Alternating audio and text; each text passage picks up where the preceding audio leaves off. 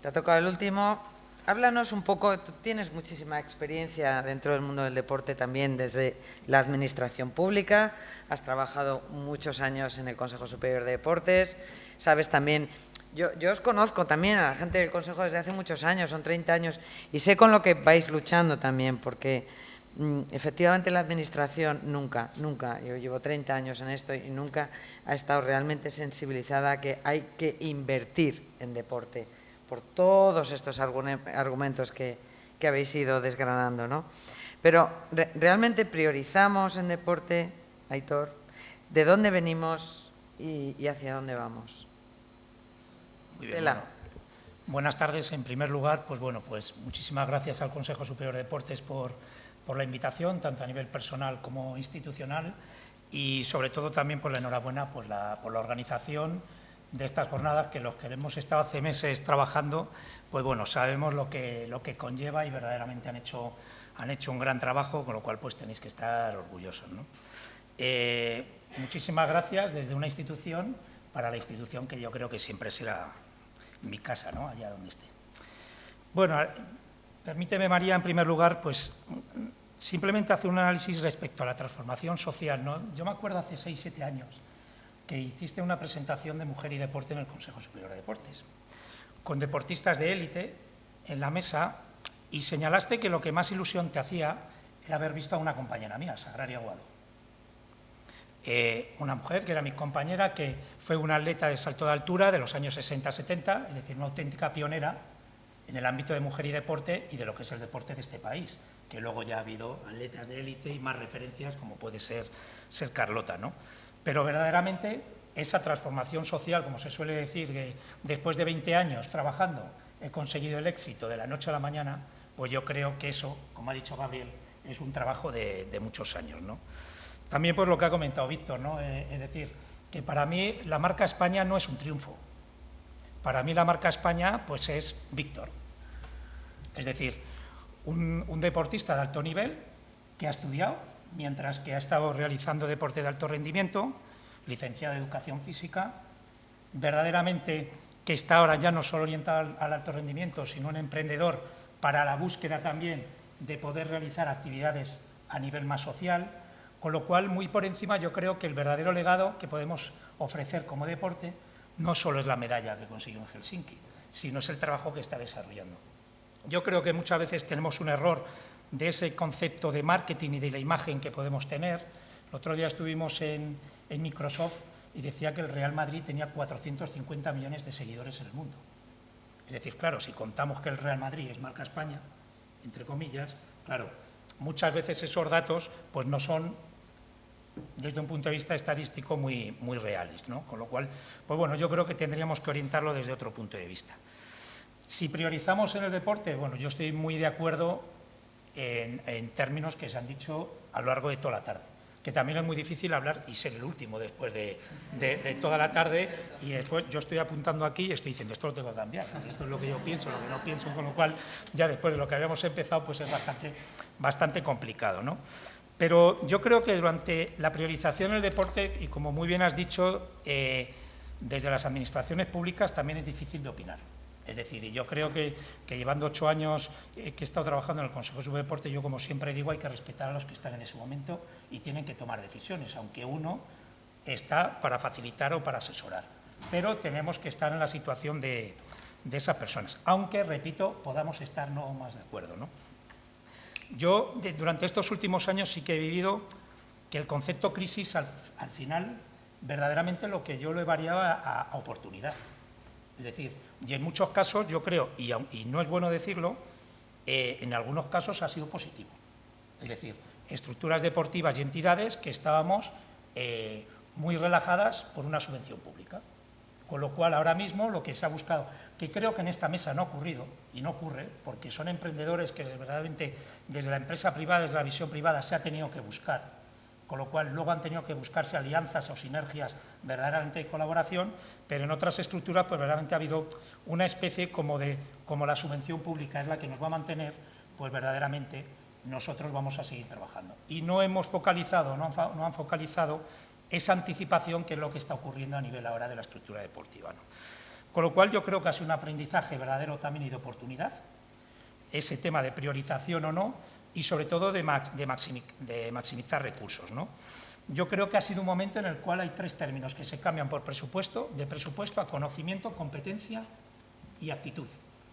Y ahí se ha visto verdaderamente qué entidades estábamos preparadas o estaban preparadas para verdaderamente asumir lo que estaba ocurriendo en lo que es la estructura deportiva. Y la actitud yo lo cambiaría también por sentimiento. Y hemos visto el tema de Gema, un ejemplo que verdaderamente pues, nos tiene a nosotros que tener en consideración. Y ahora estamos en esa fase transitoria, ¿no? De que priorizamos hacia dónde vamos, hacia dónde nos dirigimos, ¿no? Eso va a depender mucho de las políticas. Es decir, los presupuestos yo creo que verdaderamente hay o no según la política o las líneas que se quieran dirigir. Es decir, hay que dar la enhorabuena al Consejo Superior de Deporte, como bien has comentado, en el área de mujer y deporte. Por supuesto que se ha priorizado y verdaderamente se ha realizado muy buen trabajo porque verdaderamente se ha educado y algunas veces por imperativo legal se ha tenido que educar a muchas federaciones, en este caso, o otras entidades, para que crean en lo que es el ámbito de mujer y deporte. Entonces yo creo que eso es uno de los objetivos que nos tenemos que marcar. Por supuesto que yo estoy muy orgulloso de pertenecer a una institución educativa en la cual a nivel de todos los colegios y de la universidad el deporte es el centro. Es decir, que un alumno pueda realizar actividad física y deportiva en su horario escolar 5 días a la semana es un lujo. Mientras que en otras entidades públicas en estos momentos, para los profesionales de la educación física, se prioriza si sabe inglés o no. Y entonces verdaderamente eso es un error, es decir, nuestro criterio curricular tiene que ser de conocimientos de lo que es su competencia. El inglés es un valor añadido y esto está ocurriendo. Entonces yo creo que desde ese punto de vista pues tendríamos también un poco que variar un poco esas ideas o esos trabajos, ¿no? Yo soy un defensor del deporte escolar en todos los ámbitos. Alto rendimiento, ocio, recreación, salud y verdaderamente yo focalizaría, pero yo lo voy a focalizar en mi ámbito, lo que es fidelizar en la edad escolar a que hagan deporte. Y a partir de ahí tendremos deportistas para siempre. Hablamos siempre de educación y valores. Si la educación y valores hay que crearla en las escuelas. Es decir, no podemos hablar de educación y valores. El otro día el eurodiputado Santiago Fisa dijo términos que yo creo que son prioritarios, además yo los comparto completamente, que es educación, valores, mujer y deporte, discapacidad y la dualidad académica, que eso hablaré más adelante. Con lo cual, yo creo que sería prioritario trabajar en la base, ¿no? Y a partir de ahí ya tendremos ese alto rendimiento, esos runners, esa educación, sobre todo a nivel de hábitos de salud, ¿no? Desde mi punto de vista tenemos un error conceptual, pero como país, ¿no? Que es que la salud del deporte y de la actividad física y deportiva depende de los resultados de cada 4 años de los Juegos Olímpicos. Y eso es injusto, tanto para las entidades públicas, tanto para los deportistas como para las federaciones, tanto como para los gestores de la actividad física de este país. Me encanta el concepto de alianzas públicas y público-privadas. En el 2008 yo me acuerdo un compañero mío que me dijo, si tú oyes, cuando hablas con una persona, la presentas un proyecto y lo primero que te dice es que no se puede decir, no se puede hacer por un problema de competencias, es que o no cree en el proyecto o pasa de ti. Y este es un país en el cual el término competencias es un término limitador, tanto a nivel municipal, de diputaciones, autonómicos y nacionales. Y ahora mismo lo que tenemos que buscar son alianzas estratégicas, tanto a nivel público como a nivel público-privado. ¿Por qué? Porque yo creo que así la financiación, como muy bien ha dicho Gabriel, va a ser mucho más eficiente, mucho más eficiente.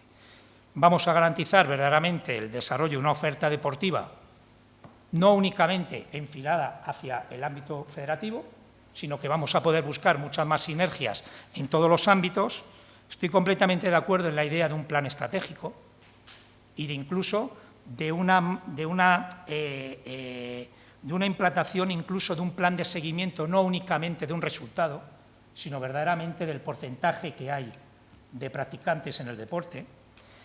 Y sobre todo, esto es una frase que dice una amiga mía, que tenemos que ser un país a partir de la crisis en el cual tenemos que tirar los espejos y abrir las ventanas. Y ese ha sido un problema tanto a nivel estructural, político e incluso de lo que es entidades. Por supuesto que el deporte federado es fundamental, desde mi punto de vista, fundamental. Pero también tenemos que saber que más o menos hay 16 millones de personas que son practicantes en este país de actividad físico-deportiva y 3.300.000 fichas federativas, contabilizando entrenadores, médicos y personal, es decir, no sabemos exactamente cuántos deportistas reales es. Es decir, a nivel federado no llega al 20% de lo que es la masa y los españoles que hacen la actividad físico-deportiva.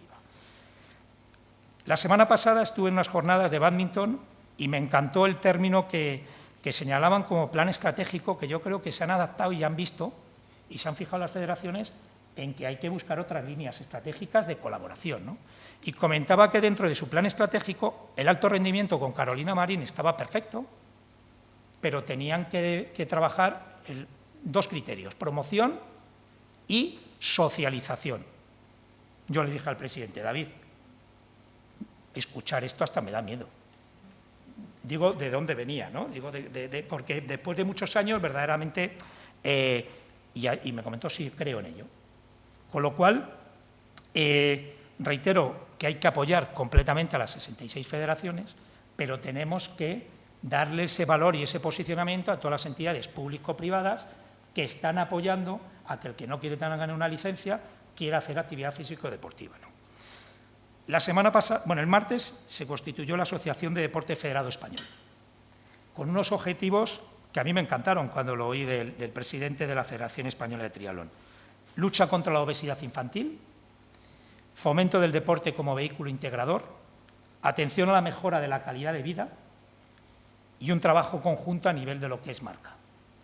Muy bien, es un momento ahora, entre todas las estructuras educativas, privadas, público, municipales, de juntarnos y verdaderamente, desde mi punto de vista, ver qué es lo que queremos.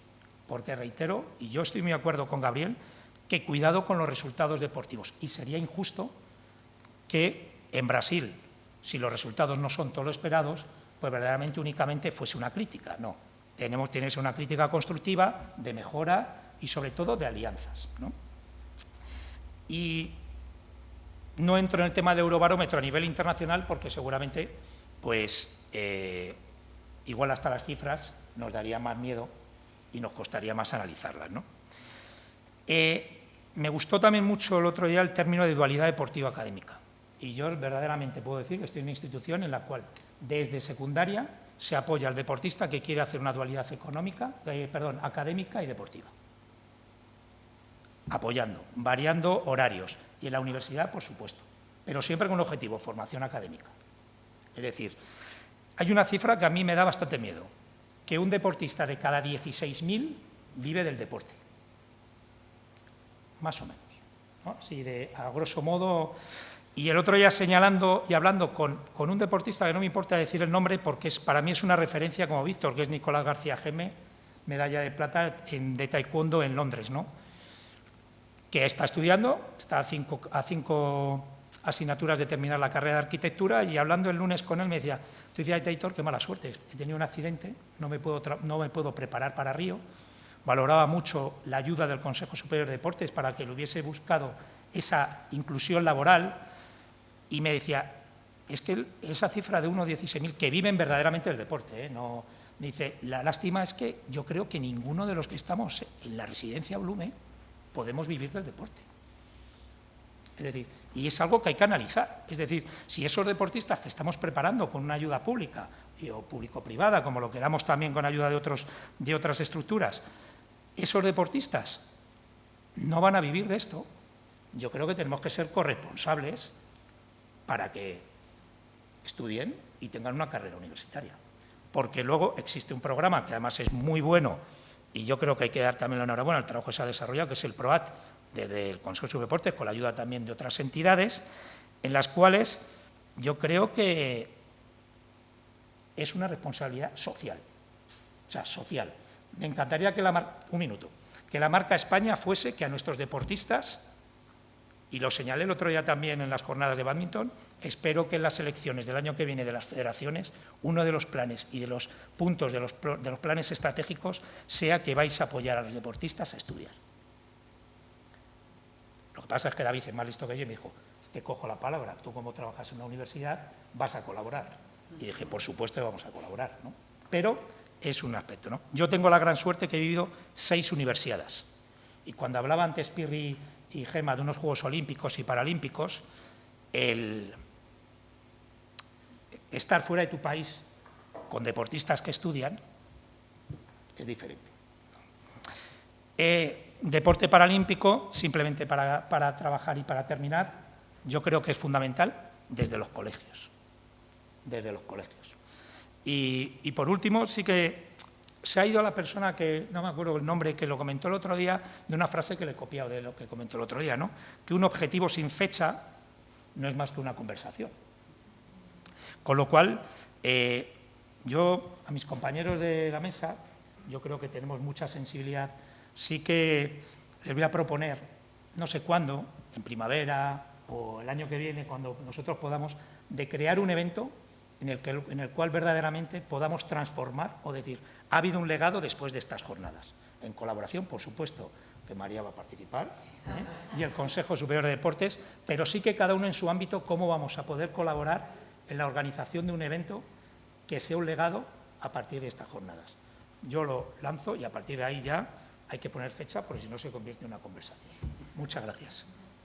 Muchas gracias, Aitor. Bueno, tomar nota, Consejo. Estábamos en ello, pero en tema mujeres. Pero bueno, todo se andará. Habéis dejado sobre la mesa muchísimos temas. Abro ahora mismo la participación, O sea, no vale quedarse escuchando solo. Estoy segura de que tenéis muchísimas inquietudes.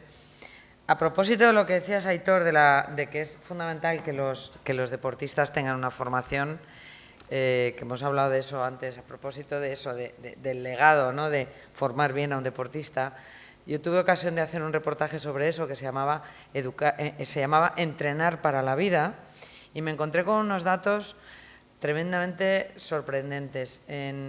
Hace 5 o 10 años, claro, 5 y 10 no es lo mismo, no recuerdo si eran 5 años, apenas un 30% de los deportistas de élite ni estudiaban ni trabajaban.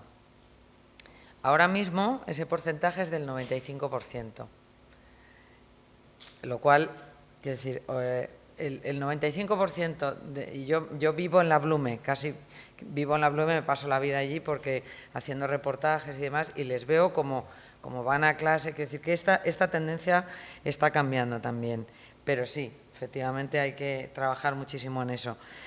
Abro otro, bueno, ya que veo que nos animáis, ¿sí? ¿Te animas? Chica que además está estudiando periodismo. Creo que aquí hay unos micros. Bueno, mira, aquí tenemos uno. Aquí, en primera fila. Hola, yo soy Macarena y quería preguntarte a ti, Cristina, que yo practico deporte y entre ellos fútbol sala o tenis, pero me cuesta mucho correr. Entonces yo quería preguntarte cuánto tardaste desde que empezaste, de 0 hasta que has llegado a correr, pues 10, 20 kilómetros o una maratón. ¿Cómo has podido? Yo no soy deportista de élite, soy una mujer que corre con unos ritmos. Cada uno yo creo que debe seguir su propio plan de entrenamiento y sobre todo dejarte asesorar por expertos y no cometer el error que yo cometí al principio, que era correr como pollo sin cabeza, que eso es ponerte las zapatillas y echarte a correr. Aquí hay mayores expertos que yo en el tema del running. Yo creo que debes combinar la marcha con la carrera.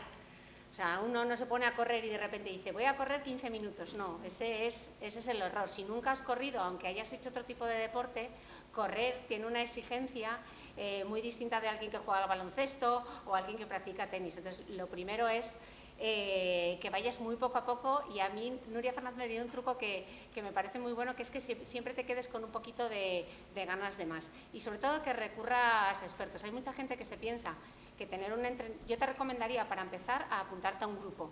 Yo empecé con un grupo de atletismo, con un entrenador o los grupos que tiene Víctor también, me parecen súper útiles. Primero porque te enseñan, te quitan muchas dudas te ayudan a comenzar. Y luego también los preparadores físicos. Yo tengo un preparador, no sale conmigo a entrenar, me manda un PDF todos los domingos y yo veo y sigo las series, tengo un reloj, él ve los entrenamientos y me va marcando. Sobre todo que la gente se deje un poco asesorar por los expertos, que acuda a grupos de apoyo o directamente que busque a alguien que le haga planificación, que realmente no es tan caro ni es un producto de lujo. O sea, que cada caso es distinto. Pero sobre todo ir poco a poco, y una de las cosas que yo cuento mucho es que no todo el mundo tiene por qué correr una maratón. Yo cuando empecé a correr hace 5 años, nadie me preguntaba ¿cuándo vas a correr una maratón? Y ahora en cualquier conversación, alguien que empieza a correr, lo primero que le preguntan es ¿y a Nueva York cuándo vas? Es que no todo el mundo tiene por qué correr una maratón. ¿Y qué marca tienes? Lo de ¿y qué marca tienes? Sí, yo creo que hay mucha presión social a la hora de marcarte una distancia. Entonces, yo corrí una maratón porque tenía la necesidad personal de volver a Londres, de una ciudad de la que me había ido enferma, y volver allí súper fuerte y demostrar que podía correr esa distancia. Y el maratón me encanta como distancia, pero también me gusta correr una prueba de 5 kilómetros o una prueba de 10. Creo que hay que ir, que ahora el running está tan de moda que la gente olvida que hay que hacer la mili en las categorías inferiores y luego ir quemando etapas, porque si te planteas una maratón o una media maratón sin tener todo el entrenamiento previo y sin haber ido acumulando kilómetros, te puedo asegurar que es muy duro. Y el kilómetro 29 de una maratón es como Walking Dead. O sea, porque la gente hay veces que no se da cuenta del esfuerzo físico que supone, y también el coste personal, que nosotros no somos atletas profesionales, somos mujeres que corren. O sea, que tienes un trabajo fuera, muchas veces comes mal, las horas de sueño, pues todo eso hay que tenerlo en cuenta a la hora de entrenar, y por eso es importante contar con gente experta que te indique un poco cómo hacerlo.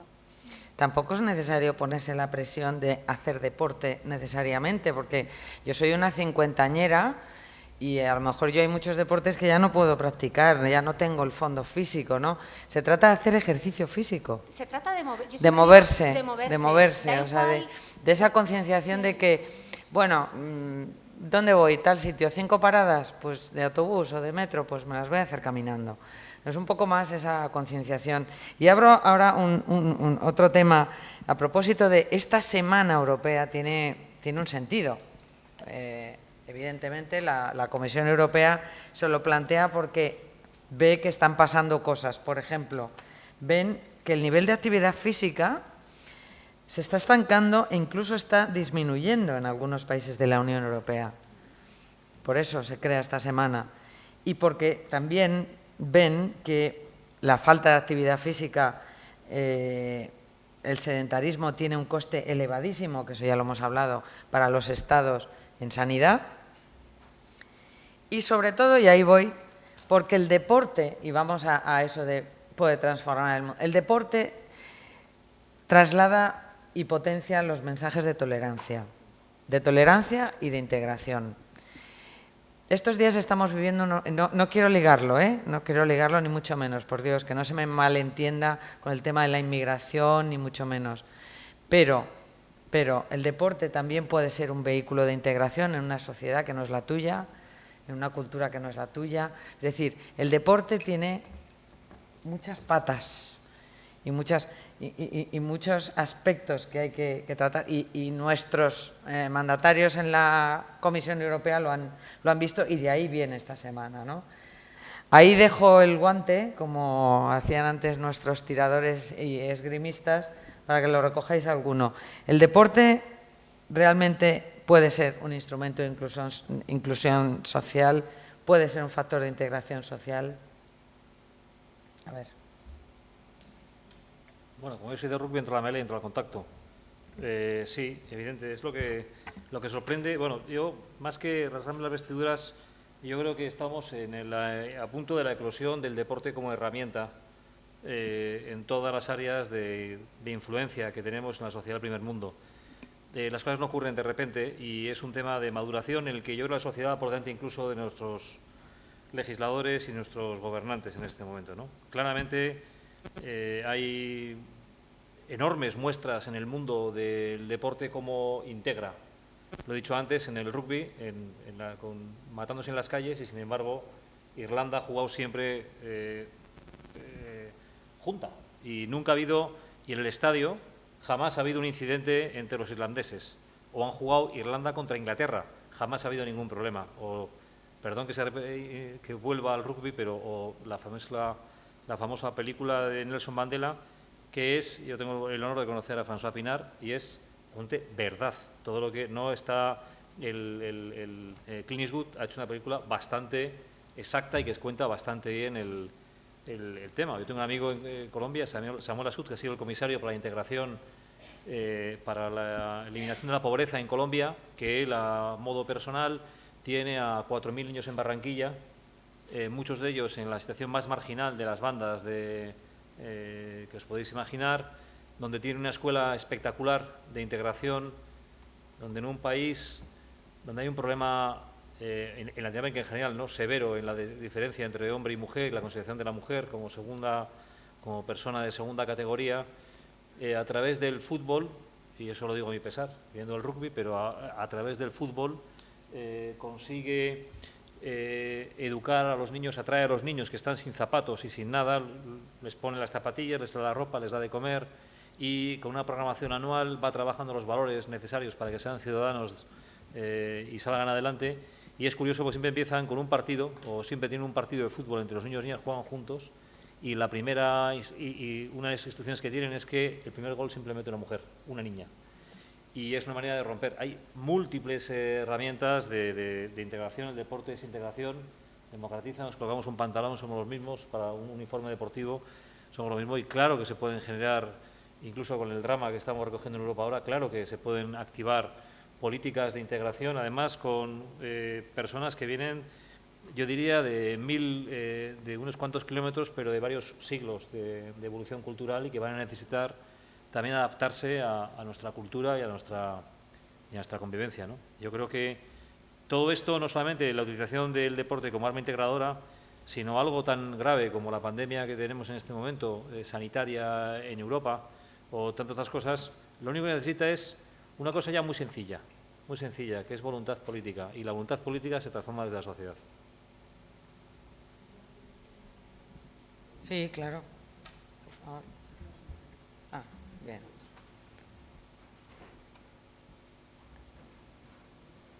Sí. Bueno, ¿Eh? yo creo que se Vente aquí, sí. Bueno. Espera, ya tenemos aquí micro. Hola, buenas tardes. Muchas gracias a todos. Yo soy Susana Pérez Amor, la subdirectora de Mujer y Deporte del Consejo Superior de Deportes. Y bueno, estoy encantada del lujazo de tarde que estamos teniendo con todos vosotros. Muchísimas gracias por estar aquí. Quería decir algo en relación con lo que estabais comentando ahora, porque justamente hoy acabo de llegar de Bruselas, del acto flagship que llaman... Sube un poco la voz. No, sube un poco. Del acto central de la Semana Europea del Deporte, y quería transmitiros que desde las instituciones comunitarias por primera vez están tomando mucha conciencia de lo que puede hacer el deporte como instrumento para transformar la sociedad. De hecho, se dieron ayer 2 premios, uno a un personaje de la sociedad normal y corriente, cualquier persona que haya hecho cualquier actuación relevante relacionada con el deporte para ayudar a la sociedad. Fue una chica belga que trabajaba con discapacitados, un premio muy bonito. Pero el segundo premio se lo dieron a un proyecto alemán, precisamente era un municipio pequeñito alemán que integraba a través del fútbol, organizando partidos de fútbol, a un colectivo enorme de inmigrantes que estaba llegando a esa localidad. Y bueno, pusieron unas fotos espectaculares de niños cómo llegaban, luego cómo les vestían con el uniforme, cómo se integraban con los demás del pueblo, fue impresionante. Y quiero decir que es verdad que es muy complicado, ¿no?, priorizar cuando hay situaciones de crisis como en España, dónde pones el presupuesto, dónde no. Parece que al deporte se le da menos relevancia, las carteras de deporte a nivel político pues en muchos estados son menos valoradas que otras, como por ejemplo puede ser la de economía o la de fomento, ¿no? El deporte es como algo que todavía tenemos que potenciar mucho, el que se vea como un instrumento transformador. Y estaba contenta por esta razón, porque veo que en Europa por primera vez se intenta potenciar esta idea. Y sobre todo porque han empezado no solamente a hablar, sino a poner fechas y a poner dinero, que es muy importante. Y esta Semana Europea del Deporte está financiada por los programas Erasmus Plus Sport, ¿no?, que son unos programas académicos que ahora han incorporado la rama deportiva. Ha empezado este año, pero a partir de ahora va a celebrarse todos los años.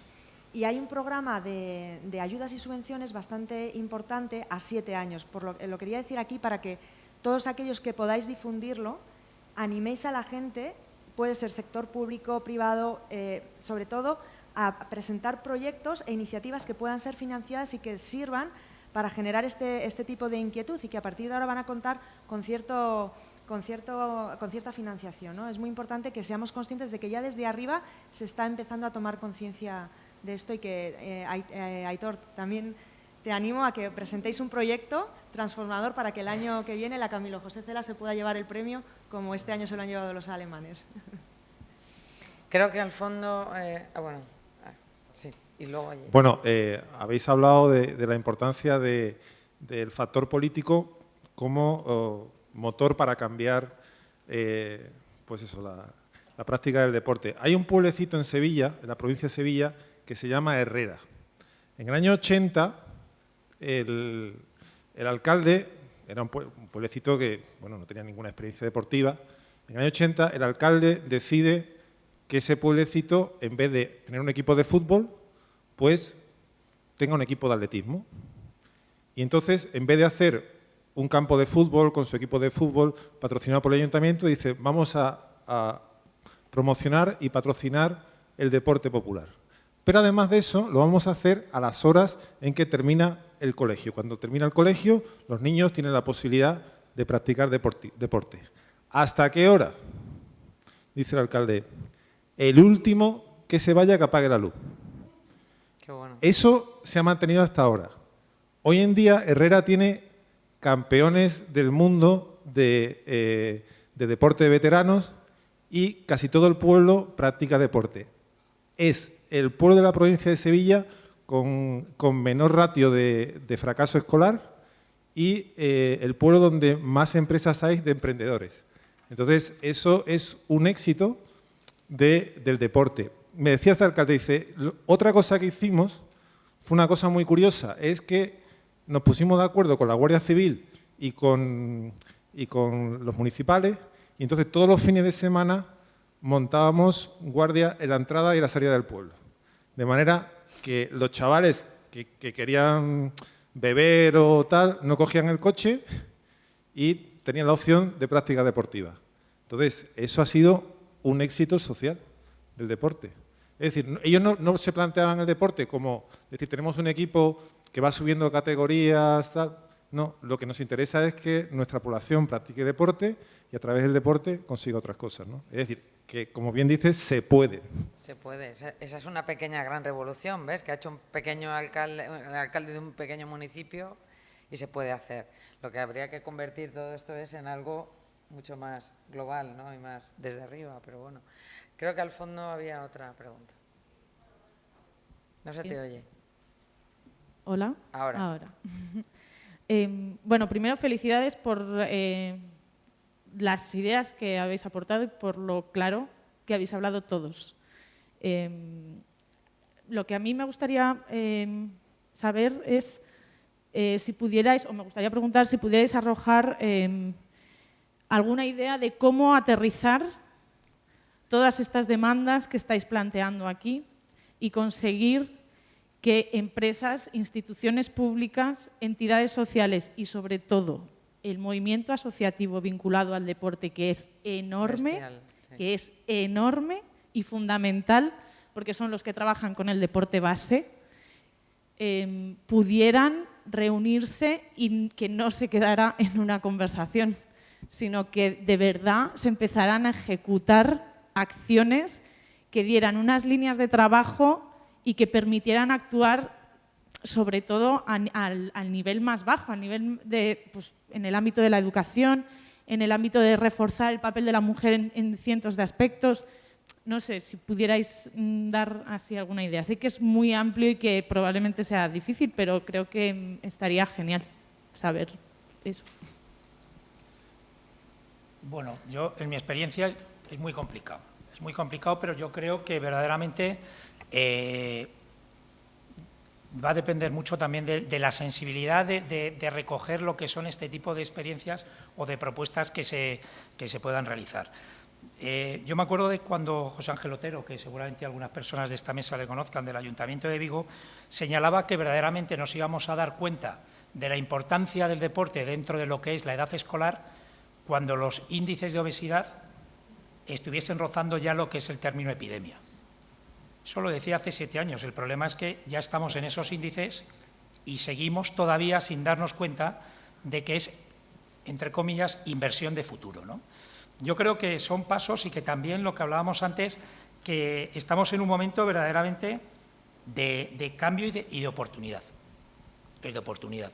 Y si no lo queremos coger, nos arrepentiremos en unos años, tanto los gestores públicos como los gestores privados.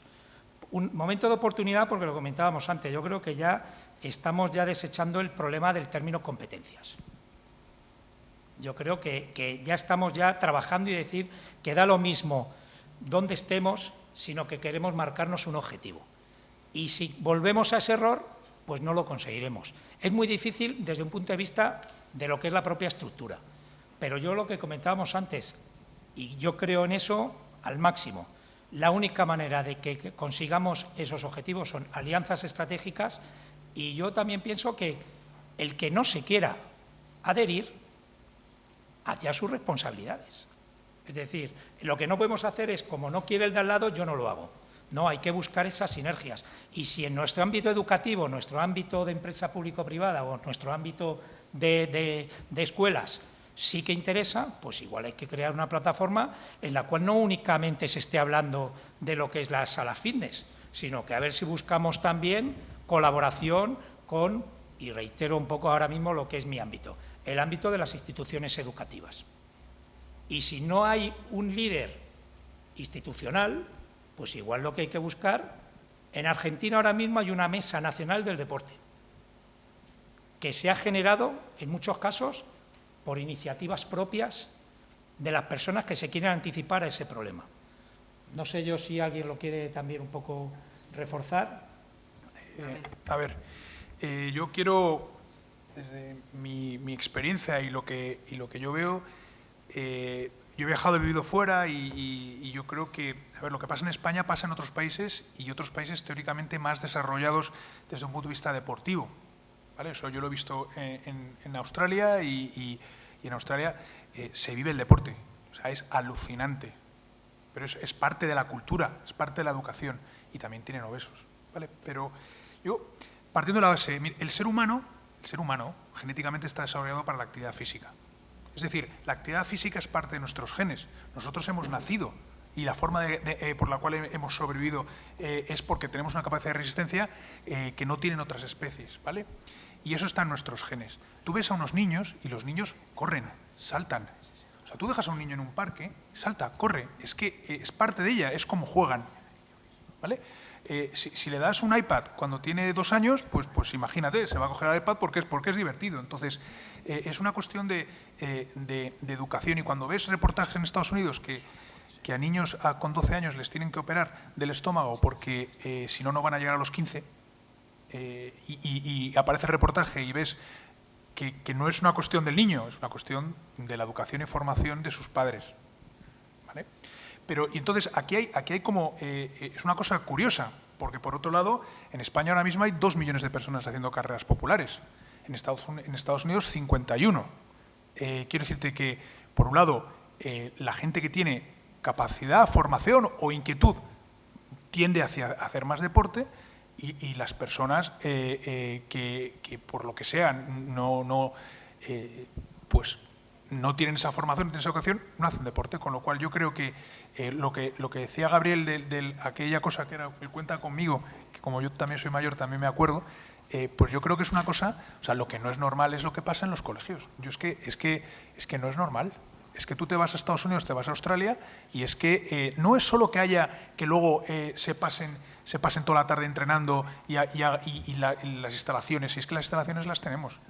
Sí, es una cosa de educación, de formación, porque cuando la gente tiene formación de educación, lo que hace es, se pone a hacer deporte. Y como genéticamente es parte de nuestros genes, resulta que es que eres más feliz, es que te sientes mejor, es que no te enfermas, es que no tienes constipados cuando cambian los tiempos.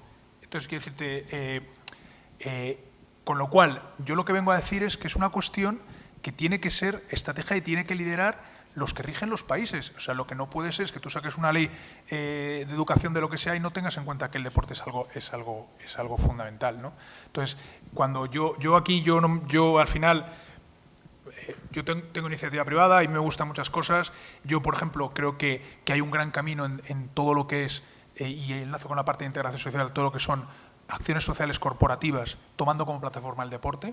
O sea, en otros países, por ejemplo, hay una iniciativa que se ha hecho en Londres para integrar gente marginada a través del fútbol, con lo cual tú no les vas a lo que te exigían. Yo te voy a traer mejores entrenadores, te voy a traer gente de renombre que te va a entrenar y te va a enseñar fútbol.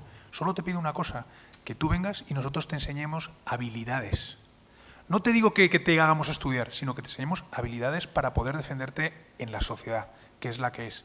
Y eso lo ha financiado una empresa privada. Entonces, y te lo digo porque yo he tenido conversaciones y estoy trabajando en un proyecto a ver si podemos hacer algo así, y es intentar diseñar la estrategia de ciertas empresas que no están muy desarrolladas en acciones sociales corporativas, encaminándolas a través de plataformas del deporte. Y esas plataformas de deporte y esa acción se adaptará a su estrategia social corporativa de esa empresa y a su estrategia de negocio, ¿vale? Pero utilizará el deporte como canalizador para esa absorción y ese retorno a la sociedad. ¿Por qué? Porque el deporte es tan potente que lo puede conseguir. Entonces, y esa es la parte privada, porque es la que yo controlo, pero yo creo que al final esto tendría que ser, primero, que creo que pasa en otros países. O sea, es decir, segundo, que hay dos vertientes. De repente hay mucha gente que empieza a hacer deporte, ella empieza a hacer deporte cuando nunca había hecho, muchísima gente está haciendo eso, y luego pasa todo lo contrario. Con lo cual, yo creo que el problema viene de la base, de la formación y de la educación. Si los padres no hacen deporte, ¿qué van a hacer los niños? Pues nada. A ver, si es que al final ¿os acordáis del anuncio ese de que los niños hacen lo que hacen los padres?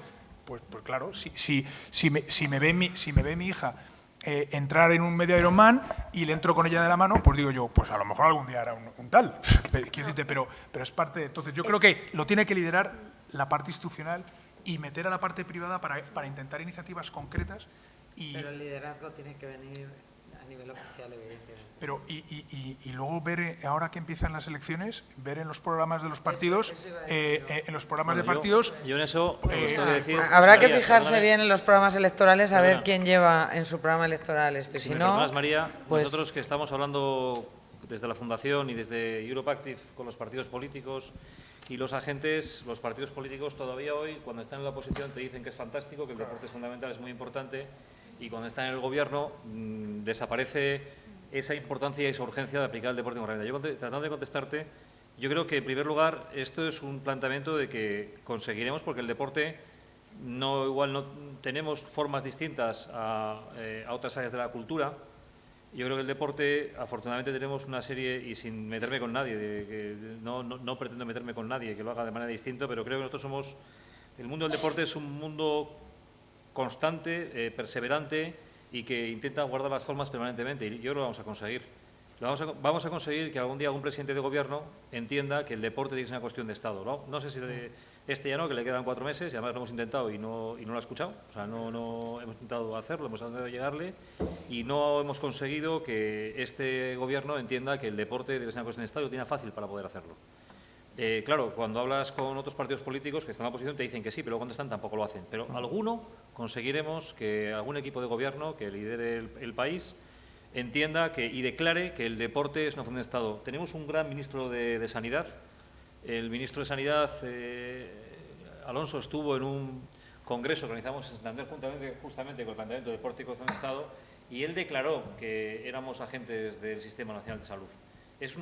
Ya hay un ministro que le reconoce formalmente, y de verdad que el discurso del ministro fue impactante, espectacular. Algún día conseguimos que un presidente lo tome esto como algo, como la importancia que tiene. Y a continuación, para cambiar las cosas hay que planificar. España ya tiene hecho el esfuerzo inversor, ya tiene el talento de profesionales para utilizar el deporte como una cuestión de Estado. Ya está, o sea, la inversión grande ya está hecho. Necesitamos la declaración de que el deporte es una cuestión de Estado, que alguien lo lidere, generar un plan nacional del deporte orientado a todas las palabras del deporte, todo lo que incluye el deporte, salud, educación, base, competición, todo lo que trae para todos y cómo utilizarlo, los recursos que tenemos.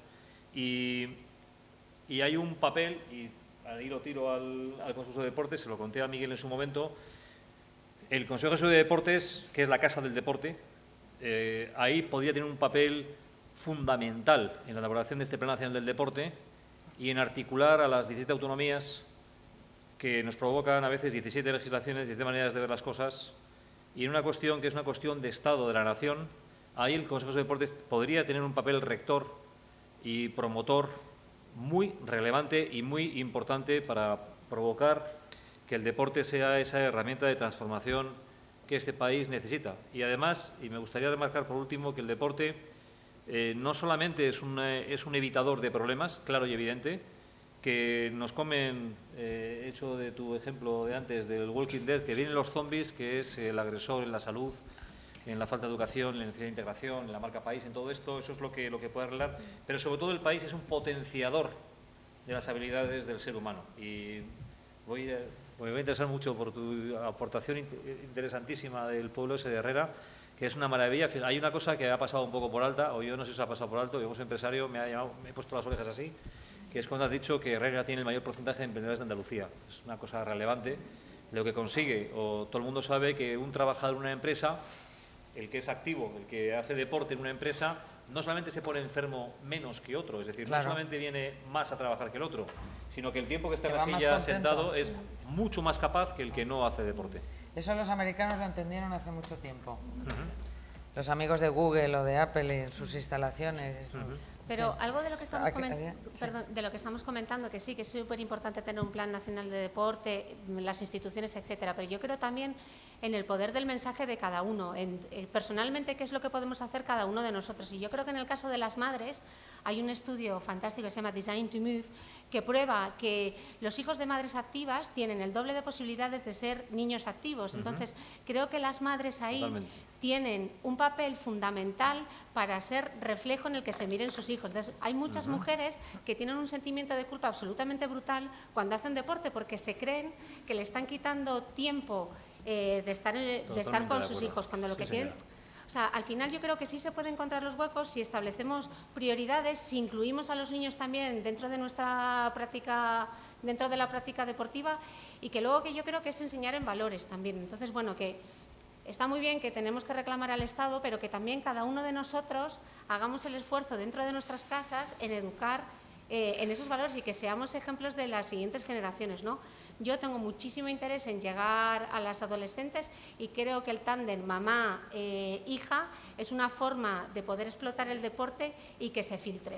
Entonces, bueno, todavía no sé muy bien cómo articularlo, ojalá alguien me ayude, pero yo siempre en las quedadas de mujeres que corren he animado a las mujeres a que viniesen con el carro o se trajesen a los niños y que participasen dentro de la actividad. Y yo a todas mis amigas menopáusicas o premenopáusicas les digo que corran y que hagan, porque el derrame cerebral es la primera causa de muerte de las mujeres en edad menopáusica. ¿Y sabes cómo se previene el derrame cerebral? Haciendo ejercicio. O sea que mira. ¿No? Y nosotros hemos puesto guarderías en alguno de nuestros eventos para que vengan las madres y porque hay veces que son los dos padres los que entrenan y entonces tú ves las virguerías que hace la gente para poder entrenar. Yo te lo digo, porque yo me muevo con mucha gente, las virguerías que hacen para poder entrenar los dos y no dejar a los niños, y entonces cuando tú coges un evento y contratas a alguien y haces una pequeña y les permites a ellos dos que por 1 hora o 2 horas puedan hacer la competición que quieren, y eso lo valoran mucho. ¿Tenemos aquí otra pregunta? Sí. Bueno, buenas tardes. En primer lugar, daros las gracias y enhorabuena por el maravilloso debate. Yo quisiera introducir algo relevante de cara a la transformación social que puede producir el deporte. A través de diferentes estructuras se están trabajando y se están abriendo temas muy interesantes. Sin embargo, lo que nos corresponde a nosotros también es hablar de la universidad. Y es que, como sabéis, en la universidad pues investigamos, entre otras cuestiones, y bueno, pues el asunto del deporte, que conviene reunir diferentes estructuras, entidades para ponernos de acuerdo y ver por dónde vamos, ver de dónde venimos y qué futuro tenemos, pues existe un método de investigación que todos conocemos los que nos dedicamos al mundo de la ciencia, que es un método de investigación cualitativa, que es preguntarle a la sociedad realmente qué es lo que está sucediendo para establecer criterios objetivos y medidas de actuación concretas.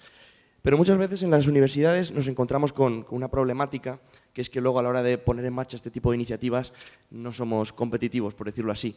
De hecho, en la última convocatoria de I+D+I que nació en España, en el Gobierno, pues de los 4.000 estudios que se presentaron, fueron seleccionados 2.000, de los cuales ninguno de ellos tiene que ver con las ciencias del deporte, ¿no? Entonces, ahí también las universidades tenemos que hacer autocrítica para empezar a ser más competitivos, empezar a poner más en valor lo nuestro.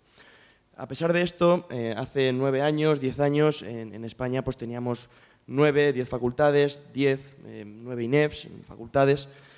Con el paso del tiempo, ahora ya tenemos hasta 50, las cuales egresan una media de 40, como bien comentaba Gabriel, pues numerosas facultades que egresan numerosos alumnos que ya son profesionales, licenciados en educación física, ciencias del deporte, que tienen que desempeñar una labor que luego desgraciadamente no se les reconoce, ¿no?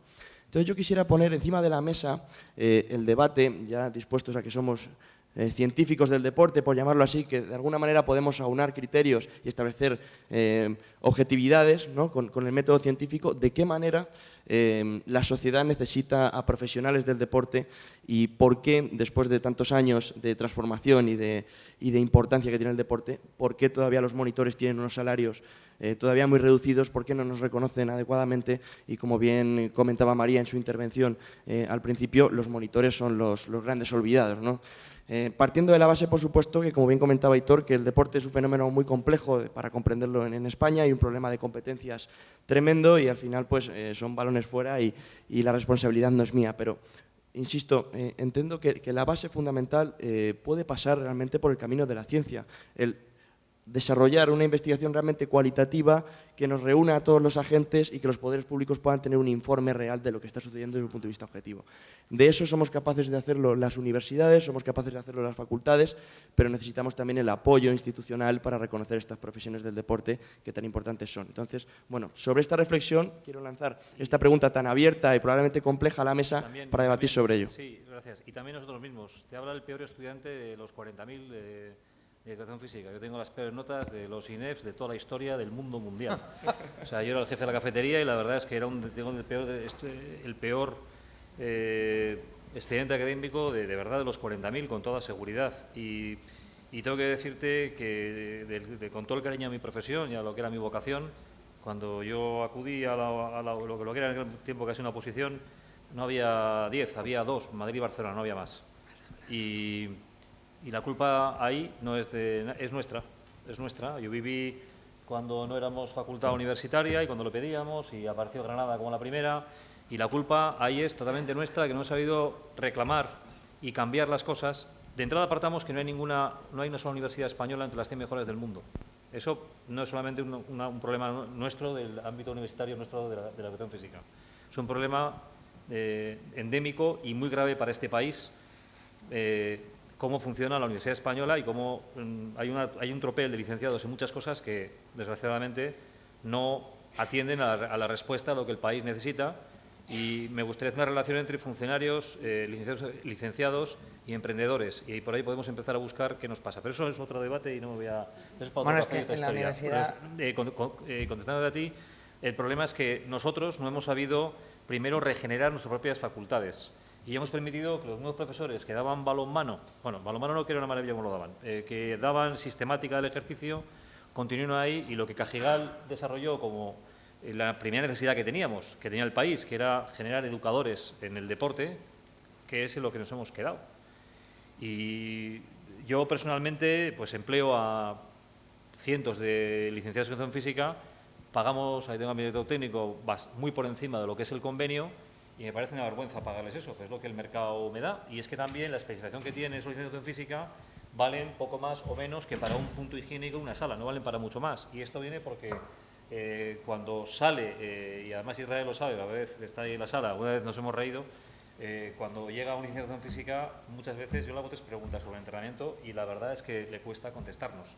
Entonces, somos nosotros mismos los que tenemos que cambiar esa universidad. Una licenciatura en física tiene muchas áreas de actuación en una sociedad. 5 años en una facultad para ser profesor de educación física, sin tener otras áreas en las que las universidades nos pueden especializar y ayudar.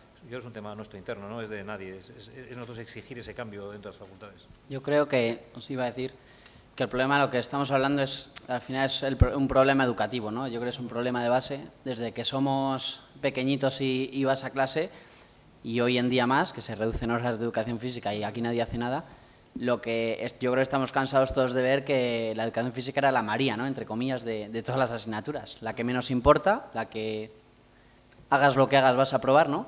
Y yo creo que es el problema de la base un poco a nivel educativo, de lo que los niños y los adolescentes, pues desde bien pequeñitos empiezan a asimilar eso, ¿no? Yo en la facultad también, cansado, como ha dicho Aurel, pues de ver compañeros, ¿no?, que realmente pues no estaban ahí por estar, bueno, tengo que hacer una carrera, me ha dicho mis padres que tengo que hacer una carrera y bueno, me he metido a INEF, ¿no?, como dice aquel. Entonces, es duro, ¿no?, yo creo que la gente que amamos el deporte, la actividad física es nuestro mundo, es nuestra pasión y la valoramos, por supuesto, pues yo creo que es muy duro, ¿no?, el ver cómo la sociedad en general no le da la importancia que tiene, y por mucho que se diga, por muchos estudios que se muestren, como bien has dicho, y por más y más que se haga, pues seguimos teniendo el mismo problema siempre, que bajo mi punto de vista está en la base educativa y desde el plan de los colegios. estudios es el mismo que hace 40 años prácticamente. Sí. Entonces, A ver, que vamos a ir ya terminando. Otra pregunta por aquí. Buenas tardes, yo también soy licenciada en deporte, entonces mi pregunta viene un poco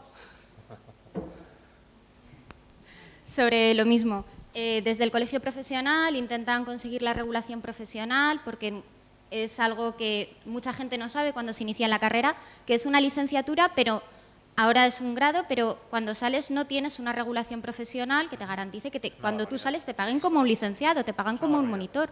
¿Creéis que con el trabajo se conseguirá que en España haya un trabajo multidisciplinar en los centros de salud y que se reconozca la regulación del licenciado? bueno, que yo sepa, los médicos no dan 15 minutos sobre actividad física en toda su carrera. Y, sin embargo, vemos frecuentemente a los médicos prescribiendo ejercicio. Es un poco curioso. Y deberíamos de aprender de una carrera con menos créditos, no sé cómo se dice ahora, créditos se dice, como se diga, créditos, como es la de fisioterapia. Vete tú a dar un masaje a alguien sin ser fisioterapeuta. Te cuelgan. Intrusismo, y tienes un problema penal incluso. Sin embargo, cualquiera se puede acercar por el retiro de competidores. Sí, esto son en tíos el que día a día lo se ves. hacen un cursito tal y cual, se ponen a dar Sí. y se ponen a jugar con la salud de las personas. Sí, sí. O vas a ciertos centros deportivos que tienes. Luego, además, de postre, nos han sacado diversas titulaciones que todo el mundo tiene derecho a ganarse la vida, pero colocas a formación profesional a la altura de un licenciado de educación física. Es un programa complejo. Y yo creo, sinceramente, siento ser, pero es que me gusta ser muy crudo y muy realista. No quiero, es lo que somos, y yo soy muy orgulloso de ser español y creo que somos un país fantástico y de muchas oportunidades y todo este tipo de cuestiones, pero es un tema endémico, insisto. No hay ninguna universidad entre las 100 o las 200 mejores del mundo, y las facultades de educación física de este país sufrimos de lo mismo. Sufrimos de falta de investigación, de falta de rigor, de falta de evaluación del profesorado, de inmovilismo, de falta de emprendimiento, y esto es lo que tenemos. Entonces, además, creemos que la enseñanza en la universidad pública es un tal, es un cual, es un cual, y nos damos cuenta que entre todos pagamos los impuestos de los licenciados que luego no valen para nada. Y siento decirlo así, pero sí. Hablamos de la mejor generación preparada de la historia y tal y cual, sí, pero no vale para nada. No, y es la verdad. Que no vale para nada. Entonces, y luego esto además lo mezclamos en un cóctel en el que cogemos y hacemos un TAFAT, que nadie sabe yo no sé lo que es eso del TAFAT, y además equipara a un licenciado, y además te haces un curso de ortos, de CEA, de no sé qué, y también estás ahí colocado, y luego tienes a los médicos, y luego los fisioterapeutas, y luego tienes a Nestlé. Tú en este momento tú te vas a una farmacia, te compras unos productos de Nestlé y Nestlé te manda a tu casa un entrenamiento. Y digo, ¿pero esto cómo puede ser? Pues es así.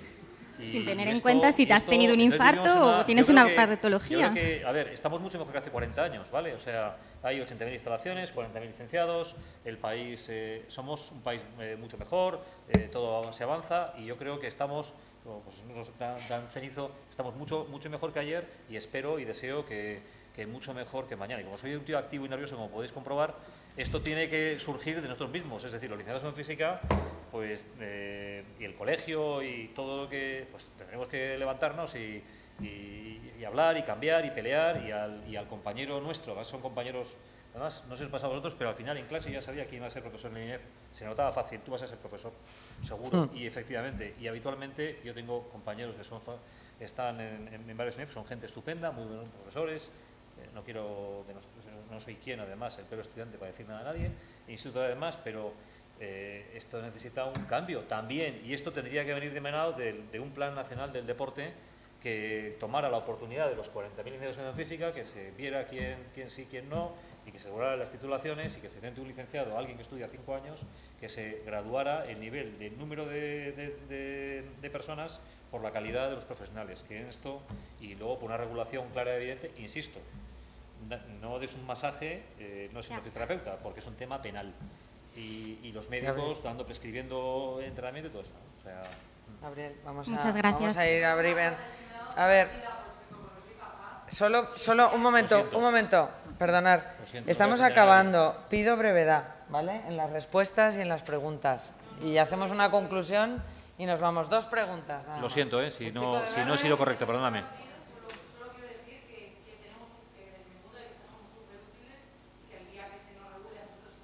Claro, no, totalmente. Totalmente. El problema es que en este momento los licenciados sufren o hay una absoluta incongruencia entre la carga lectiva y formativa que tiene un TAFAD con la que tiene un licenciado, y para lo que un licenciado debería de servir, y para la que un TAFAD, que es notablemente útil, sin ningún tipo de duda, pero en su planteamiento. Y en este momento yo te digo, nosotros tenemos 800 y pico trabajadores y yo podría contratar solo TAFADs, porque nadie me dice que en los centros de salud, tratamos a 150.000 personas que vienen a hacer deporte y que vienen a hacer ejercicio físico, no actividad física, ejercicio físico a nuestros centros. Y a mí nadie me dice que estoy obligado a tener un licenciado de educación física.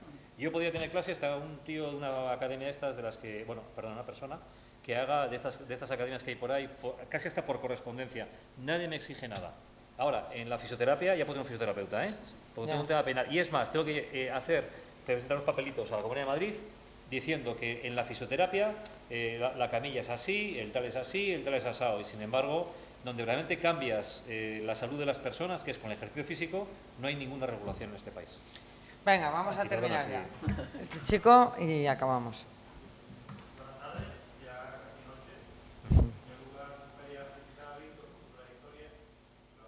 Muchas gracias.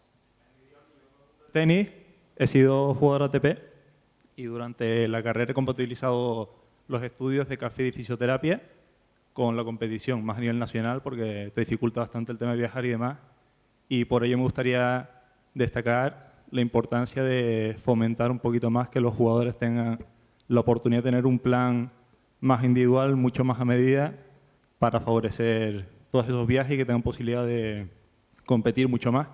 Un ejemplo, salvando las distancias, podría ser Estados Unidos, que mucha gente se va a estudiar y competir entre comillas, porque lo que hacen al final es competir, pero entre equipos, entre universidades.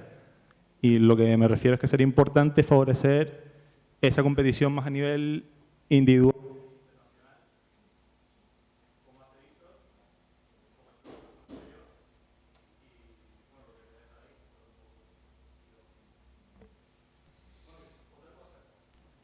Que les va a interesar mucho también. El hecho de que, creo que no lo han nombrado, que el ejercicio aeróbico favorece la neurogénesis, es decir, la recuperación de las neuronas con el paso del tiempo.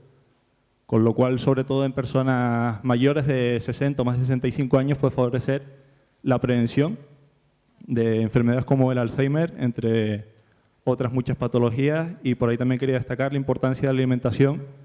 Somos profesionales del deporte, sanitario deportivo, pero también deberíamos fomentar un plan alimenticio acorde a los valores de salud, y por ahí también tendría mucho que decir la política y la gente que tiene poder para modificarlo.